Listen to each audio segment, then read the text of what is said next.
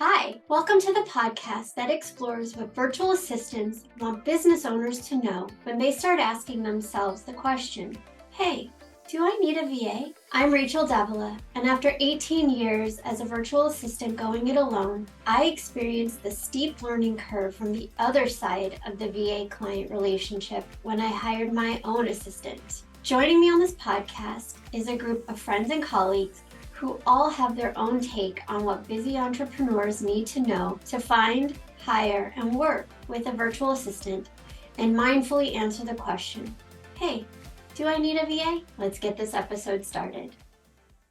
Hey everyone, welcome to Hey, Do I Need a VA? The podcast. We're on episode number 5. I'm your host, Rachel Davila, and with me is Bree Beebe, Leanne Arimley, and Sydney Hubbard. And today we're going to be discussing overseas VAs. So, ladies, when the term overseas VA comes up, what does it mean to you? How have you heard it and what brings to mind? I think my idea of overseas VAs has always been the agency stuff. So a group of people overseas who are just churning the tasks. So it's just a bunch of people. They have some kind of supervisor that you sometimes get to communicate with them and someone else is doing the task. Sometimes it's just a person in a thing, but it's always, to me, it's always been somebody in a room working on task after task after task. They're not like just for you. They have a large amount of people, and the clients that they have, if they get stuck, I kind of feel like your project always ends up at the bottom until it rises back to the top where they work on it again, and it goes back to the bottom when they get stuck. So my feeling has always been that the VAs overseas they're just churning tasks. They're not really working with the client. It's just like, hey, I have this thing in my inbox, now it goes to my pending, and it just keeps going back and forth.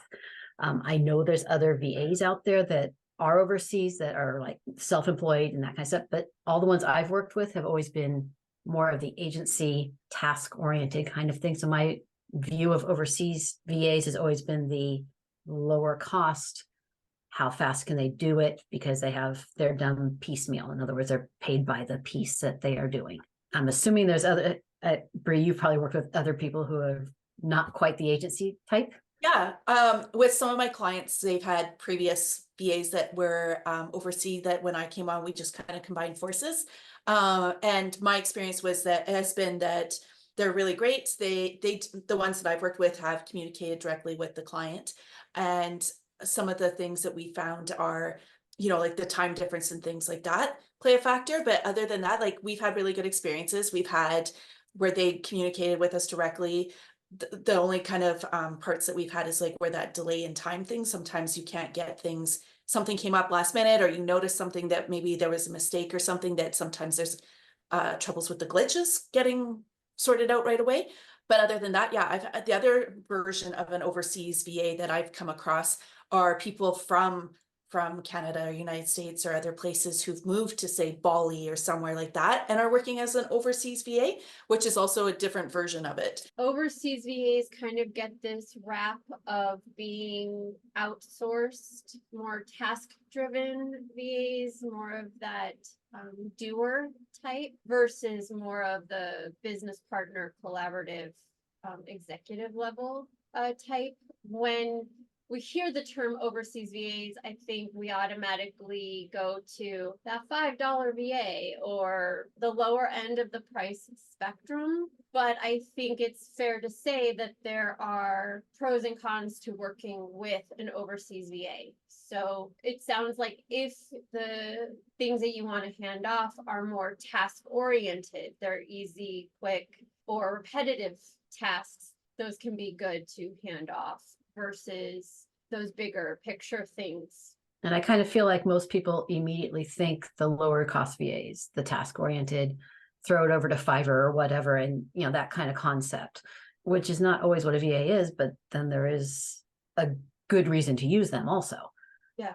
Why don't we shift into talking about the pros and cons of working with an overseas VA, knowing that in our definition, it kind of tends towards the doer side. So in my experience, the things that they're good with they're really good with. One of my clients worked with an agency VA, but they worked together. So it wasn't,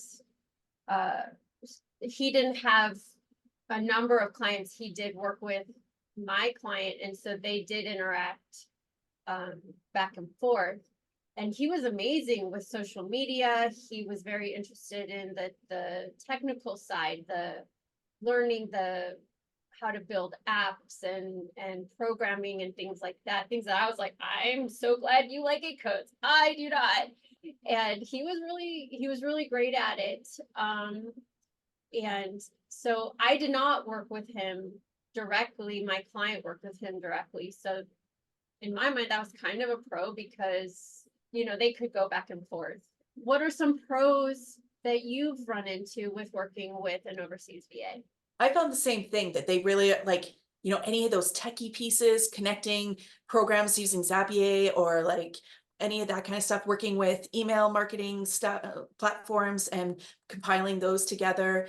Generally, when we're doing that, we're giving them the copy and doing that kind of thing, because sometimes some of the cultural language barriers can play in a little bit.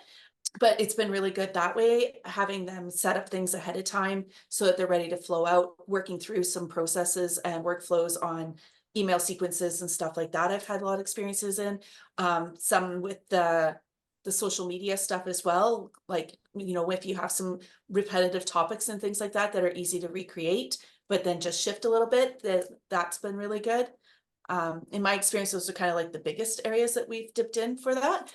The one, and this is a one-off experience, was like with a website builder and stuff, that they did it on a little bit of a predated way of doing it. So if somebody else was going in to do it, you would have to have like coding knowledge to be able to go and change anything in there, instead of like some of the more common platforms and things that would be used now.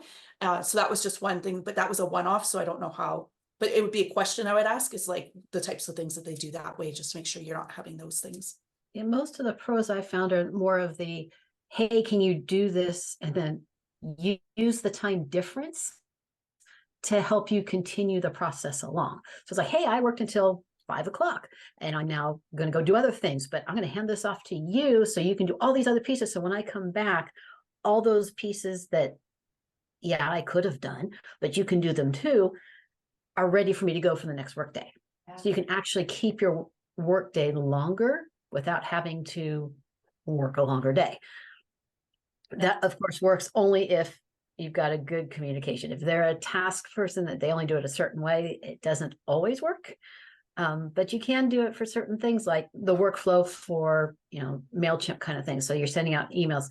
So you're writing them all, but now it's like, oh gosh, now I got to load them all in, but I can hand that off. So, you know, those kinds of things, if you've already written everything, use the time that you want to go do personal stuff and use them to continue the workflow. Take advantage of the time difference.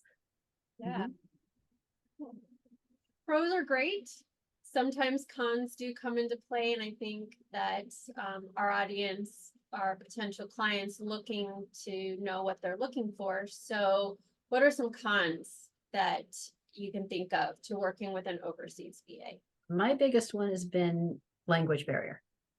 I had a client who went to an overseas one and didn't let me know this ahead of time, which was hilarious because she didn't think about the way she uses language, and she asked them to find edgy pictures. She was referring to, in the American language, edgy, kind of, you know, modern type pictures that were a certain look she was looking for.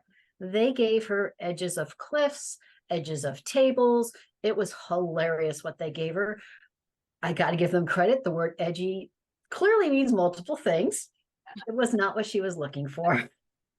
So, you know, those kind of language barriers that you don't even really think about until someone gives you back exactly what you're not looking for. Right. Is the biggest con I've run into, is just the whole, that's not what I meant. Let's try again. Let's, you know, those of us who speak English as our first language, we tend to really butcher it when you're talking to somebody who is using a translator. So they're like, oh, that is not what I meant. So, those are the biggest ones I've run into. Sometimes it's platform things like Bree brought up that, they use a more antiquated or something we don't use. So then when you go back to edit, it's like, oh, I need to know this programming language versus, hey, it was in WordPress and I'm good. Those are the biggest ones. And that's just asking, what are they using? Yeah, one of the other things I found is like sometimes, you're getting into a flow of something and you want to like have a conversation about things and kind of keep that in the go while you're in that flow. So sometimes that time difference where it can be a benefit can also be a detriment, where you have to try and send a bunch of messages and then hopefully they get the flow of what you're saying when they see it later on, and then having to wait till the next day to continue the conversation. Sometimes that can play a little bit of an issue. Not all the time. And like I said, like we try, I know, as virtual assistants and as a team and stuff, to try not to work in last minute things. Sometimes life happens and that happens. So in those moments as well, then it can be a bit of a struggle, but those are things that hopefully don't happen as often. Yeah. And another thing is cultural differences. Like I'm in America, the things that I think about are different in other parts of the world. And so understanding the cultural ideas and ways of working.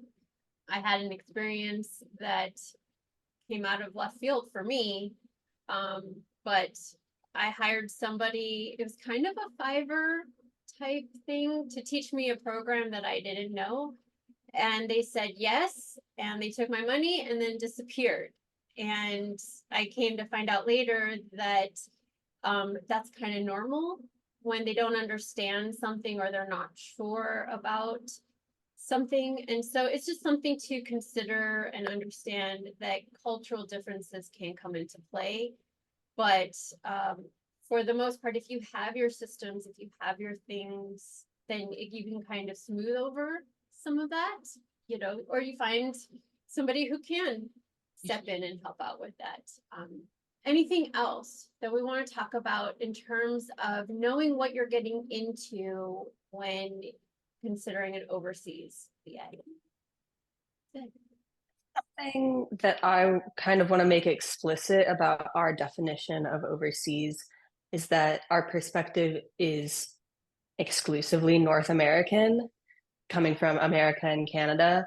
So what we consider to be overseas is not what someone who is overseas to us, they would probably see us as overseas.